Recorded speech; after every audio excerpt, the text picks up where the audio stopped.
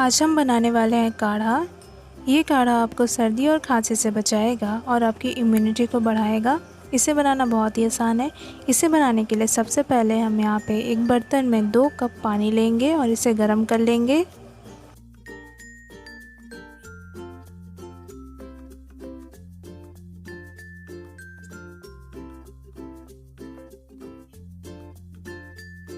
फिर हमने यहाँ पे अदरक का टुकड़ा लिया है, 2 इलायची, 2 लौंग, कुछ काली मिर्च, थोड़ी सी दालचीनी, 1 छोटा चम्मच अजवाइन और आधा छोटा चम्मच हल्दी पाउडर।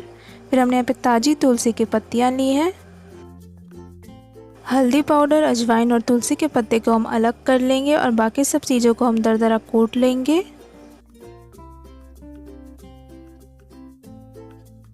ये देखिए, हमने इसे दरदरा कूट लिया है। अब यहाँ हमारा पानी भी गर्म हो चुका है। अब हम एक एक करके सभी चीज़ों को पानी में डाल देंगे। सभी चीज़ों को हमने इसमें एक एक करके डाल दिया है। अब हम इसमें आधा छोटा चम्मच चाय पत्ती डालेंगे और 1 चम्मच चीनी।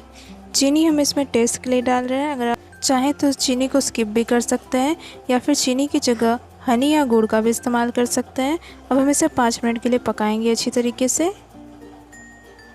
ये देखिए, 5 मिनट के बाद ये अच्छी तरीके से पक चुका है।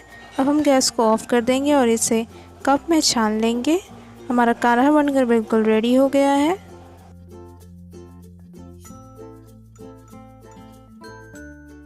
इस काढ़े की रेसिपी को आप बनाकर ज़रूर ट्राई करें। इसे बनाने में ज़्यादा टाइम भी नहीं लगता और ये बहुत ही फ़ायदेमंद भी है।